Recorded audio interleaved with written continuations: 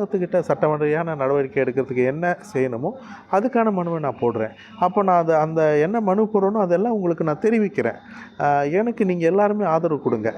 நான் மனு போடுற மாதிரி நீங்கள் எல்லாம் போட்டிங்கன்னா தான் இவங்களுக்கான ஒரு விடிவு கிடைக்கும். அதாவது தொல்லையாருக்கு கட்டுப்படுத்துறதுங்கிறது வேறு, அதுக்கு முறையாக செய்யாமல் அதை சாகடிக்கிறதுங்கிறது வேறு. இது என் பாப்பா வந்து இறந்து போல, சாகடிக்கப்பட்டா. அதனால் அவளுக்கு சட்டப்படியான முறைப்படியான எல்லாருக்கும் மனு போட்டு ஒரு நடவடிக்கை எடுக்கிறதுக்கு நான் முயற்சி செய்வேன். கண்டிப்பாக அது மருத்துவ சான்றிதழ் வந்தவுடனே நான் செய்வேன்.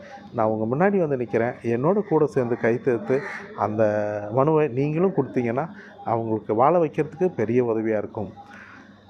அதே மாதிரி அரசாங்கத்துக்கிட்ட கேட்குறது என்னென்னா, நீங்கள் தயவு செஞ்சு ரத்த வங்கி கொண்டு வந்து ரத்த பரிசோதனை நடத்தின பிறகு அந்த நாய்களுக்கு கருத்தடை பண்ணுங்கள், கட்டுப்படுத்துங்க.